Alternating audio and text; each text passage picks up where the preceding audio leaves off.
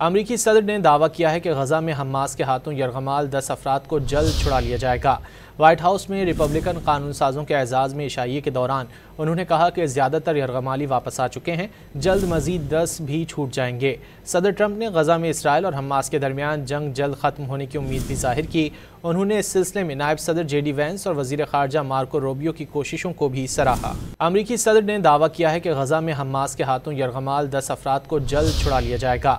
White house میں Republican قانون سازوں کے اعزاز میں عشائیے کے دوران انہوں نے کہا کہ زیادہ تر یرغمالی واپس آ چکے ہیں، جلد مزید 10 بھی چھوٹ جائیں گے۔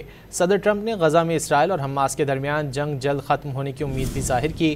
انہوں نے اس سلسلے میں نائب صدر جے ڈی وینس اور وزیر خارجہ مارکو روبیو کی کوششوں کو بھی سراہا۔ امریکی صدر نے دعویٰ کیا ہے کہ غزہ میں حماس کے ہاتھوں یرغمال 10 افراد کو جلد چھڑا لیا جائے گا۔ وائٹ ہاؤس میں ریپبلکن قانون سازوں کے اعزاز میں عشائیے کے دوران انہوں نے کہا کہ زیادہ تر یرغمالی واپس آ چکے ہیں، جلد مزید 10 بھی چھوٹ جائیں گے۔ صدر ٹرمپ نے غزہ میں اسرائیل اور حماس کے درمیان جنگ جلد ختم ہونے کی امید بھی ظاہر کی۔ انہوں نے اس سلسلے میں نائب صدر جے ڈی وینس اور وزیر خارجہ مارکو روبیو کی کوششوں کو بھی سراہا۔